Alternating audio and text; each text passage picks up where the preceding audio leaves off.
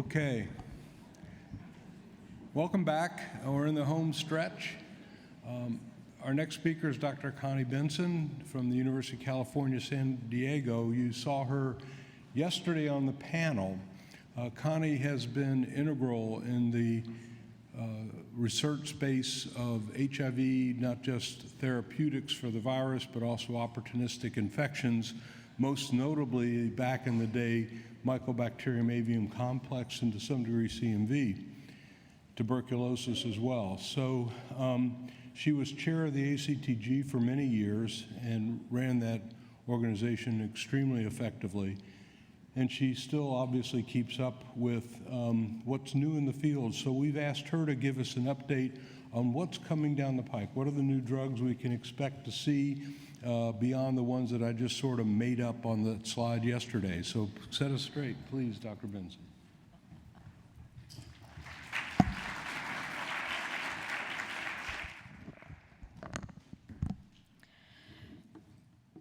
So thank you all.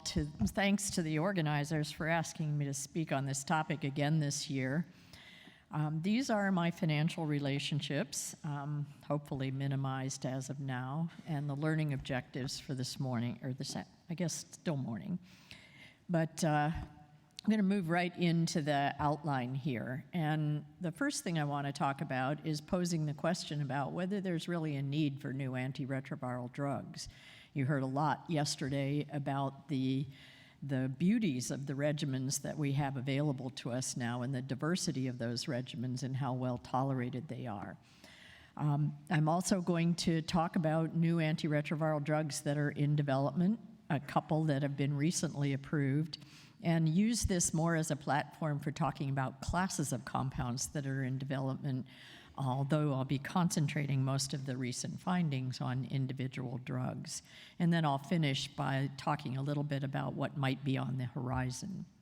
So going back to this question of is there a need for new antiretroviral drugs, despite the unprecedented progress we've heard all week, I think there are opportunities still for improvement in the treatment of HIV. Lower pill burden or drug burden are things we always think about, and certainly simplifying the regimens that we have available and making them more tolerable is an important goal. You've heard a lot about the promise of long-acting injectable ARVs, particularly for individuals who have challenges with their ability to adhere to the regimens, and some for safety challenges with toxicities, tolerabilities, and some of the other adverse effects that we might see. And then lastly, despite our best efforts, virological failure continues to occur, although at a much lower rate than we used to see in the past. Most of this has been related to adverse effects of the drugs, making them difficult to tolerate or poor adherence. So I think the answer to that question is yes. This is not a comprehensive slide, but just to give you a flavor of the different classes of compounds that have at least one new drug that's been in development for the last several years. I'm going to highlight those classes or talk about those classes that are highlighted in yellow. And I'm going to start with what Mike proposed yesterday as a potential regimen, islatravir, which is a new NNRTTI, and what that stands for is nucleoside reverse transcriptase translocation inhibitor. Better to use the abbreviation. Too many words and lots of room for error. But this particular class of compounds exerts its mechanism of action by chain termination of the replicating genome. It's very active at sub-nanomolar concentrations, very potent, and more potent than currently available ARVs. And its principal feature that's been exploited in clinical development is the long plasma half-life, and particularly the long half-life of the active triphosphate intracellular component of this compound, which is up to 128 hours. It's being evaluated for prevention and treatment in a pill, and as Mike alluded to, an implant formulation and intravenously. So the first we heard about results from islatravir clinical trials were the phase 2b study results, which was a dose-ranging evaluation of islatravir used in combination with doravirine. Islatravir was given at 3 different doses: a low dose, 0.25, a medium dose, 0.75, and a higher dose, 2.25 milligrams per day. And not to belabor the point of this small study, but we have data out to week 144 presented in clinical trials and in meetings, showing that it was comparable in activity at all 3 of those doses to the comparator arm of doravirine, 3-TC, and FTC. So a reasonably effective drug. The hiccup along the way was that islatravir was put on clinical hold by the FDA a year and a half ago, and this was related to the observation that this agent was associated with decreased total lymphocyte count and CD4 T cell count in all of the studies that were currently underway. The prevention studies were stopped altogether, and the 3 phase 3 studies that were underway were not allowed to further enroll additional patients, but several of those had already been fully enrolled. And what we saw at CROI this year was a very nice evaluation of what was going on here with those decreases in T cell counts. This appeared to be a dose-dependent decrease, so the highest dose of islatravir resulted in the greater decreases in T cell counts, and this was a reversible interaction in that once the drug was stopped, the CD4 and total lymphocyte counts returned to baseline. The mechanism of action that was identified was a preferential accumulation of the triphosphate metabolite in lymphocytes, and this resulted in supratherapeutic concentrations in lymphocytes that resulted in apoptosis, or cellular killing of the lymphocytes, and no mitochondrial toxicity was identified. As I alluded to, the 3 phase 2b/3 studies continued in follow-up with the medium range 0.75 milligrams per day of islatravir, and we have further data to suggest that the decreases in the lymphocyte counts stabilized between weeks 48 and 72 in those trials and were not associated with infectious or other complications. And in further evaluation, both using clinical and modeling data,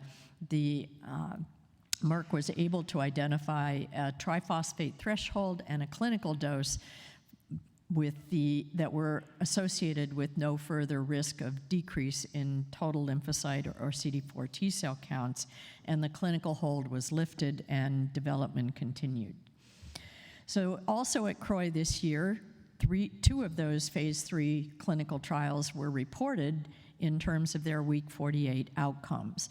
The first was an open-label switch study in which individuals who had been virologically suppressed and were stable for at least 3 months were randomized to receive either open-label doravirine and islatravir at 0.75 milligrams per day or continue on their baseline ART.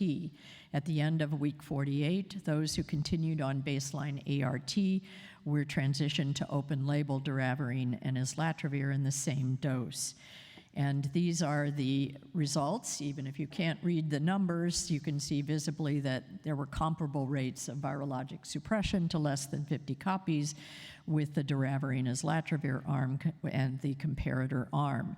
And no participant in the islatravir arm had virologic failure, and no observance of resistance emergence was reported.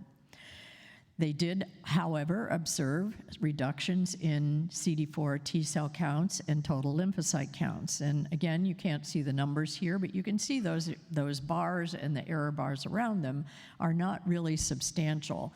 The overall reduction in CD4 T cell count was an average of about 66 cells, and the reduction in total lymphocyte count at week 48 was an average of about 23 cell reduction.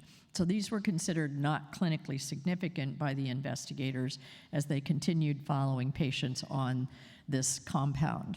The other phase 3 study that was presented at CROI this year was another switching study, but in this case it was same group of individuals, but a blinded placebo-controlled trial in which individuals received either doravirine and islatravir plus a placebo, or bictegravir F-TAF plus a placebo. And at week 48, the results were available for the primary endpoint. Patients are to continue on these regimens out through week 144. And the week 48 results you can see here were exactly the same, reached non-inferiority, comparable levels of viral suppression to 95% for most of the individuals enrolled in the study.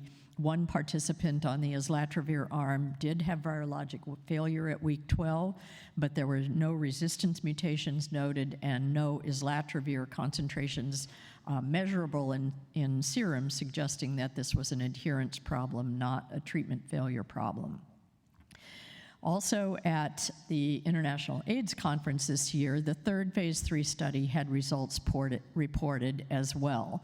And this was a randomized clinical trial in treatment-naive individuals, a phase 3 non-inferiority trial looking at individuals who had detectable viremia, no virologic resistance, or active background HBV, and not to belabor the point, but the comparator arm was bictegravir and FTAF, and the outcomes were exactly the same. Again, about 90% suppression at the end of 48 weeks to less than 50 copies, and a modest decrease in CD4 and total T lymphocyte counts. So the key points from the remaining phase 3 clinical trials that were in development before clinical hold were that islatravir and doravirine together were generally well tolerated. Only small numbers of individuals discontinued treatment due to adverse events. There were a few serious adverse events, and the safety profile of this combination was similar to that of the comparator arms in all 3 of these trials. And the decreases in lymphocyte counts were not clinically significant. So this compound is continuing in development now, back off hold by the FDA, and there are some follow-on compounds of NNRTTIs that are currently in development. So the next drug I'm going to move on to is lenacapavir. You heard some about this over the course of the week, and if you were here last year, you saw this cartoon of the novel first-in-class capsid inhibitor, lenacapavir, and its broad activity. Its mechanism of action is at several stages of viral replication in the capsid assembly and virus production portion of replication. It too is significantly more potent than many of our other ARVs and is being developed in both oral and subcutaneous formulations. The first of the clinical trials to launch in a phase 3 trial is the Calibrate study, and some preliminary data have been presented from this study previously. I have updated data to talk about this year, but just let me walk you through what's a relatively complicated study design here. These were treatment-naive individuals. They were randomized in open-label fashion to one of 4 different treatment groups. The first started off direct-to-injection lenacapavir sub-Q every 6 months, combined with FTAF given orally daily. At the end of week 28, the FTC was stopped and TAF was continued in combination with the lenacapavir. Treatment group 2 was direct-to-injection lenacapavir given every 6 months with FTAF again, but at the end of week 28, FTAF was stopped and bictegravir was added to lenacapavir. In treatment group 3 was an all-oral regimen of lenacapavir plus FTAF given once daily, and treatment group 4, the comparator arm, was bictegravir, FTC, and TAF. So these are the outcomes at week 54, or the equivalent of week 48. And these were presented at CROI in 2022 and basically showed that among all of the lenacapavir groups, about 88% achieved and maintained virologic suppression through week 54, and this was considered non-inferior to the comparator arm of bictegravir and TAF and FTC. 2 patients did have treatment-emergent lenacapavir resistance. The mutations are listed there. One had pre-existing M184MI mutation, and the other had non-adherence to their FTAF, so there was not considered related to virologic failure. Both resuppressed after starting on an alternative regimen. And 3 patients developed injection site reactions that were treatment-limiting. The week 80 results of the Calibrate study were presented at CROI this year, and although you may not be able to see the numbers, they were comparable across most of the treatment arms, and about 85% of individuals on the lenacapavir arms had high rates of viral suppression through week 80. The drug was well tolerated, discontinuations were infrequent, and treatment emergent resistance was noted in one more patient accrued through week 80. We had some observations related to weight gain. This was a topic of conversation yesterday, but lenacapavir in combination with any of these drugs, in addition to bictegravir, FTAF alone, all resulted in modest weight gains of about 2.5 to 4.5 kilograms. The weight gain started about week 4, gradually increased through week 80, and stabilized around that range. And we'll hope to see more about weight change, but suffice it to say that lenacapavir wasn't much different than the bictegravir FTAF arm in terms of weight gain. The second study that has received a lot of attention with lenacapavir has been the basis of approval for the use of this drug in people with MDR-HIV. And this is an ongoing 2-cohort phase 2-3 clinical trial, again, a little bit complex, but taking individuals who were failing an existing regimen, had detectable HIV RNA, had resistance to at least 2 drugs from 3 of the 4 available ARV classes, and less than or equal to 2 fully active drugs in the remaining ARV classes. Patients had 2 screening visits, and this is important when I get to the non-randomized cohort, but those who had detectable viral loads and no change between the 2 screening visits were randomized to what was a functional monotherapy group receiving oral lenacapavir or placebo and continuing their failing background regimen. And this was a duration of 14 days.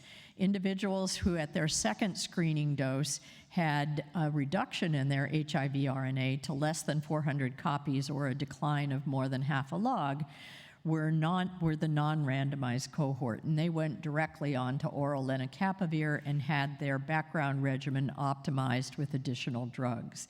At the end of 14 days, everyone went on to a maintenance regimen that included sub-Q lenacapavir given every 6 months, plus optimized background treatment, or an oral lenacapavir phase-in with optimized background therapy.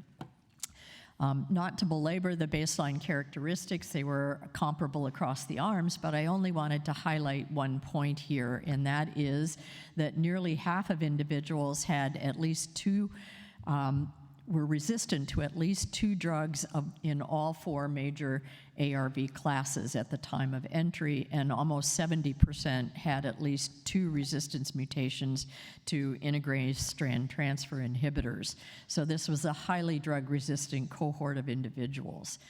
The week 52 data were presented at CROI, and FDA snapshot showed about 80% of individuals were virologically suppressed on the lenacapavir arms. And in both cohorts, there appeared to be a relationship, although a modest one, between the number of active agents in the optimized background therapy and the ability to fully suppress to undetectable levels. Those who had at least 2 drugs that were available to them had a moderately better outcome than those who had no fully active drugs that they could switch to. The week 104 efficacy data were highlighted from this trial at ID Week this past fall. And although the overall rate of virologic suppression looked like it had dropped to about 62%, there were a large number of individuals who had no virologic data. And when you included only those individuals who had virologic data, they had maintained virologic suppression of about 80%. And this was a favorable outcome, again, for this highly drug-resistant cohort of individuals. Emergent lenacapavir resistance was seen at the week 104 endpoint in 14 participants. 4 of those had no fully active agents in their background optimized regimen, and the other 10 had inadequate adherence based on lack of plasma concentrations of the background drugs. Half of these individuals resuppressed on continuation of lenacapavir, some with and some without a change in their optimized background regimen, and about half of them did not. Overall, the regimen was reasonably well tolerated, and these are continuing to show favorable responses in this highly drug-resistant group. So, as you know, this drug is now approved for such patient population. The safety of the drug has been outlined in all of these trials, and the most common treatment-emergent adverse events have been gastrointestinal in nature. However, I'd point out that there were only a small number of treatment-related serious adverse events or grade 3 adverse events, and none of these led to treatment discontinuation, with the exception of 1 patient. So we also had a little bit of a discussion yesterday about routes of administration for these injectable drugs. And obviously, injecting drugs in the same place, both IM or sub-Q over time, gets to be wearying for our patients. This was a study that looked at varying different administration sites and compared plasma exposure or plasma concentrations of lenacapavir across those different administration sites. The comparator arm being the abdomen, looking at thigh, upper arm, or gluteal injection. And I'm not going to go through all of the details, but just to show that in all of these cohorts, the geometric mean concentrations of lenacapavir exceeded the target inhibitory quotient across all of these sites, suggesting that at least sub-Q administration of lenacapavir may be possible in multiple different administration sites. There has also been the ongoing question of whether this oral lead-in phase is necessary, and that hasn't been completely addressed in clinical trials as of yet. We can get a flavor of what the answer to this question might be when looking at that period of time when lenacapavir was on hold. And it too, like islatravir, was put on hold for a brief period by the FDA because of an excipient within the glass vials that the sub-Q lenacapavir was stored in. So when that was no longer available, people who were receiving injections were put on an oral bridging dose of lenacapavir 300 milligrams once weekly. And this was presented at the International AIDS Conference, and you can see in the table here, regardless of the time of oral bridging of 10, 20, or 30 weeks, there were high rates of ongoing virologic suppression when people switched to an oral drug, oral lenacapavir, suggesting that if there are periods of interruption in subcutaneous dosing, oral bridging is going to be equally effective in that group. I'm not going to say too much about the class of maturation inhibitors. I went over this compound in a bit more detail last year at this conference. But suffice it to say that there are 2 phase B studies that were done with GSK254, which is a maturation inhibitor in that class of drugs, one of the few to finally make it into broader clinical trials. The first of these was the Domino study. It was a dose-ranging study that compared GSK254 in combination with abacavir or 3TC or FTAF, and the comparator arm was dolutegravir with either of those 2 background drug regimens. Or the dynamic trial, same 3 doses evaluated for GSK254, but this time in combination with dolutegravir, and the comparator arm was dolutegravir and 3TC. The Domino study results showed a range of virologic suppression that appeared to be dose-related, with the highest dose used achieving the highest rates of viral suppression in the Domino trial, and comparable to that achieved with the comparator arm. In the dynamic study, GSK254 also achieved the highest level of suppression with the highest dose of that drug, and comparable to dolutegravir and 3TC in combination. These results support continued investigation of this maturation inhibitor class of drugs. GSK has moved on from the clinical development of the 254 compound, and there are newer follow-on compounds currently in development that we hope to hear about later this year or later in the first part of next year at CROI. So my job was made easy yesterday, so I hopefully won't go over time because Dr. Kaup went through broadly neutralizing antibodies for you in detail, so I'm not going to replicate what he said. This is just the summary slide, very similar to what he showed, making the point that there are broadly neutralizing antibodies that have been developed against a multitude of binding site epitopes in the HIV genome, and these have been exploited in a number of ways to create compounds. I'm only going to make a few points now about using broadly neutralizing antibodies for treatment. And I think, as you saw from his comments yesterday, we know that there's a background rate of baseline resistance in many people who've been exposed to these compounds. That there has also been the complication of transient reduction in viremia due to selection of resistance, particularly when these compounds are used as monotherapy or dual therapy. So many of the studies are now looking at broadly neutralizing antibodies in combination with 3 of these together or with alternative drugs. These have also been engineered very elegantly by investigators at the Rockefeller, and this is a slide borrowed from Marina Kasky, and they've been engineered primarily to increase their bioavailability and their plasma half-life. And these are 3 examples of these utilizing bNAbs from 3 different binding epitopes. All 3 of these have been engineered to have half-lives that range from 66 to 80 days, and this allows them to be used twice yearly as IV infusions or every quarter in a subcutaneous injection, and those have gone forward now into clinical trials for treatment of HIV. You heard a little bit from Dr. Kaup about the Banner study, so I thought it would be worthwhile just to cover this in a little bit more detail. And this is the first to really report the activity of a CD4 binding site, broadly neutralizing antibody, and its singular activity when used alone.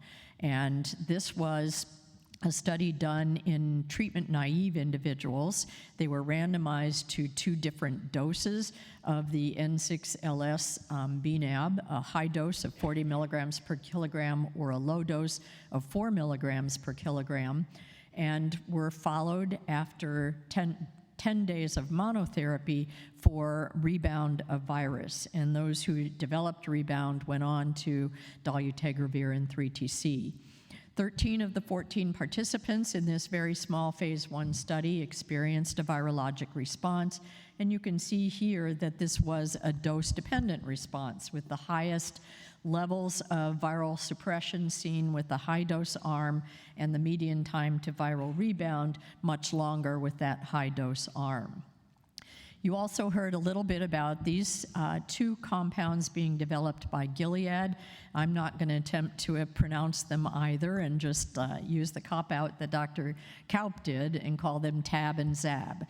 But these 2 have been used in combination with lenacapavir and may be the face of some of our long-acting combination therapies with bNAbs for the future. And this was also a study that was impacted by the interruption in the development of lenacapavir by the FDA. They had originally intended to have multi-dose follow-up in this trial, but had to truncate the study at a week 26 endpoint because they didn't have access to sub-Q lenacapavir. There were 2 different doses of the ZAB bNAb and the same dose of the TAB bNAb. I love saying that. And then were followed over time following the reinitiation of antiretroviral therapy if they didn't have viral suppression. And suffice it to say that all 3 of these very long-acting compounds were used together safely in this small study. 90% of individuals had virologic suppression to less than 50 copies at week 26. And the one patient who did not and had rebound had resuppressed but had no resistance-associated mutations, and no adverse events were reported. The most important finding, I think, from this trial was that at the end of 26 weeks, after a single dose of each of these compounds, the serum levels of the broadly neutralizing antibodies were way above the inhibitory quotient for the agents in question, as was lenacapavir, suggesting that this is a very long-acting and potentially very feasible once every 6-month combination regimen. So I'll finish up by brief notes about some other new drugs that are in development. We heard at CROI this year about a conversion of bictegravir to an ultra-long-acting prodrug nanoformulation compound that has the potential for an every 6-month dose, and this may be particularly attractive in that one study I showed you in combination with lenacapavir and bictegravir. What's coming is the last of the development data from the maturation inhibitor GSK254 and preliminary data on one of its follow-on compounds. We hope to see data presented from new agents in long-acting NNRTI and more active unboosted PI compounds, and then the follow-on compound NNRTTI from Merck, and updated data on N6LS. So I may have a lot more data to talk about next year than I might have had for this year. So I'll just finish by saying that I do believe there's an ongoing need for development of new drugs. It may be a less urgent need than we've had in the past, and the pipeline may not be as robust. There have certainly been hiccups along the way in the development of these long-acting drugs, but this has been the focus now of new drugs in development. I think there's still an uncertain path for broadly neutralizing antibodies, particularly as agents used alone or certainly in combinations of only bNAbs, but promising results when using bNAbs in combination with some of our other long-acting drugs.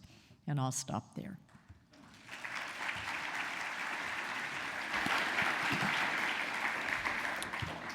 Great, very nice, Connie. First question is there any way to convince Gilead and ViiV to work together on developing long-active agents?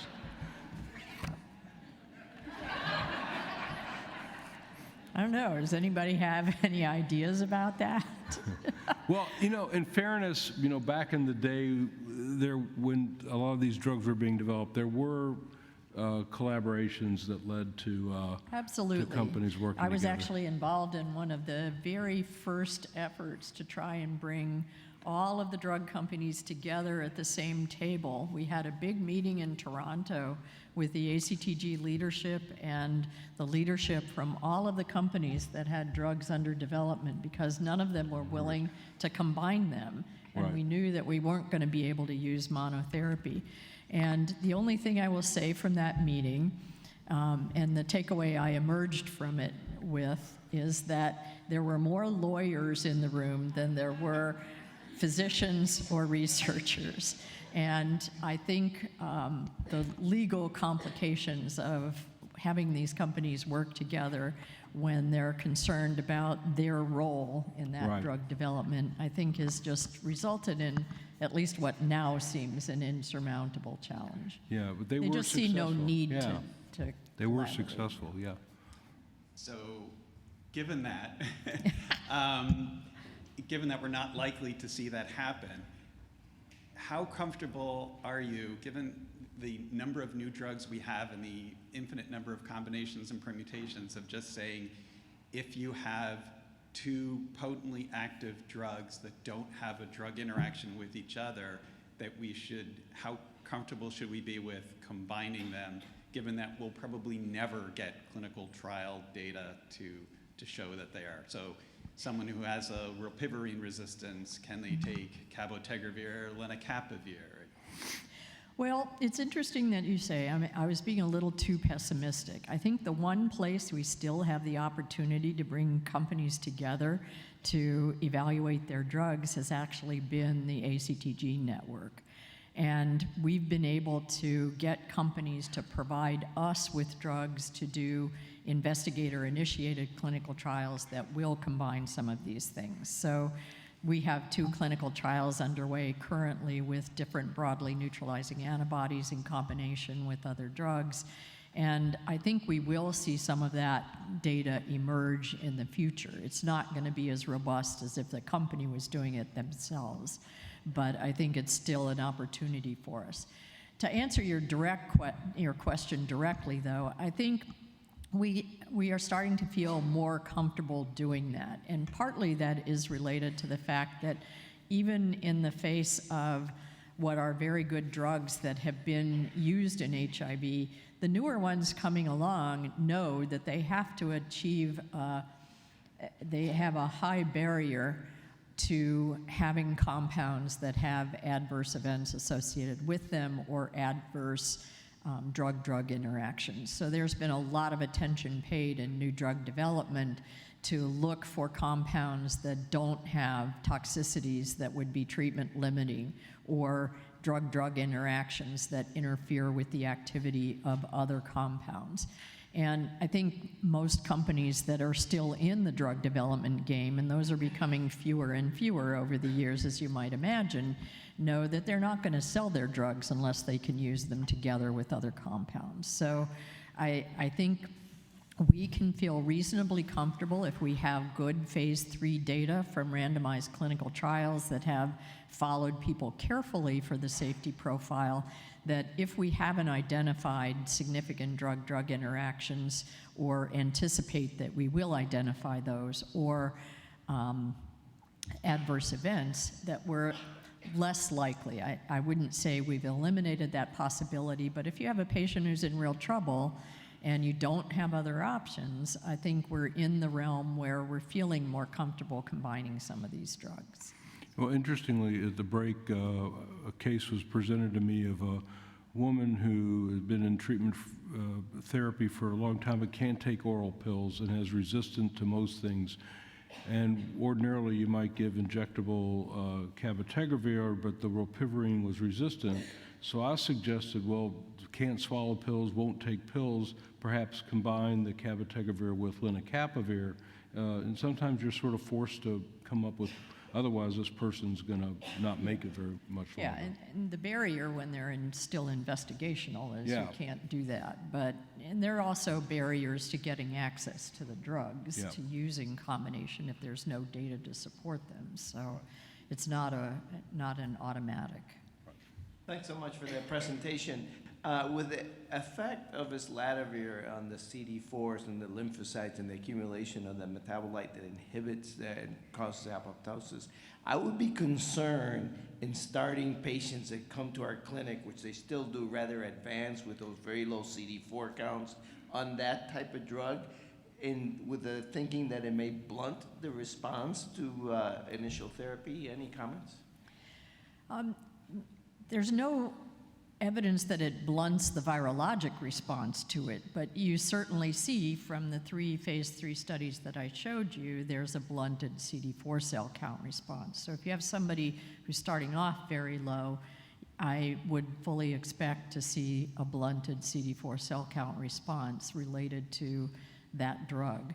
Now, having said that, Merck has developed additional follow-on compounds, obviously thinking, just like you're thinking, maybe I wouldn't use that drug because of the effect, even though they think they have a threshold below which they won't see that effect. But that's the beauty of drug development. And so we haven't heard much about these compounds yet. I think they're going to be presented at CROI, so maybe I'll have some additional information if I do this talk again. But I think follow-on compounds are going to be the answer to that conundrum. Hi, thanks for your talk. I feel like, well, I guess first a comment and then a question, but I think that while we might not have people with no treatment options that commonly, I think that having more treatment options lets us be a little bit more free with our current treatment options. So for example, somebody that's maybe I don't fully trust is going to be coming back every 4 weeks for their Cabenuva injections, if I know that I have 3 backup plans that are all long-acting injectables, yeah, go ahead, let's get this person undetectable. Same thing with Apretude. Is this person really going to stay on this and then take something else if they, for a year afterwards? I'm going to be much more cavalier with that if I've got, great other treatment options. So my question then to you is, are there current regimens that are being looked at some phase where the PrEP option looks the same as treatment? Because I think once we get there, a lot of these questions look very different in terms of how we follow up people that are on PrEP and even kind of, I don't know, I feel like that would be a very big game changer if PrEP looks the exact same as treatment. And I don't know if anybody has any regimens that are being looked at that would work for both. Well, there's certainly been evaluations of FTAF for both. You wouldn't use FTAF alone, however, for treatment. There's cabotegravir, again, you wouldn't use it alone for treatment, but it's obviously been evaluated for PrEP. Lenacapavir is being evaluated for PrEP alone and in combination with other drugs. So I think we're certainly seeing the spectrum of all of these drugs being evaluated both for PrEP and for treatment. And I think that's the benefit of some of these long-acting drugs, is they'd like to see it be used for PrEP because it simplifies that choice, and it also is something that's going to be an option useful for treatment. Okay. A couple of quick questions here on the cards. The use of oral lead-in for some of the long-actings like lenacapavir to assure no side effects, do you think that's going to be necessary over time, or do you think you can just skip that part? Well, I think once we have the final results of the Calibrate study, we'll be a long way along the road to answering that question, because at least 2 of those groups don't have an oral lead-in with lenacapavir, and they're going straight to injection. Right. There's a couple of small observational studies that I didn't report here that have taken lenacapavir and just went to direct injection and looked at the pharmacokinetics compared with an oral lead-in phase, and it looks like you achieve concentrations pretty rapidly with the direct to inject as with the oral, at least with regard to lenacapavir. Right. There's a question here, just any word on fostemsavir, and it's no longer investigational, it's out. But one thing, maybe you can comment on this, one thing that came up at the workshop yesterday was afterwards they asked me about that some of the drug representatives are coming to the office and saying that in people with a discordant CD4 count, that the CD4 count didn't rise, that you should add fostemsavir to boost the CD4 count. Okay, well. That was my reaction. Yeah, that was my reaction too, his laughter. Now, what I will say is, having been involved in nearly every clinical trial that attempted to add another drug to someone who is virologically suppressed on a regimen but didn't have a rise that we expected in their CD4 count, there was no impact of adding another drug or intensifying therapy. And I can't imagine how fostemsavir would change that paradigm. Right. Well, thank you very much. Very well done. Thank you.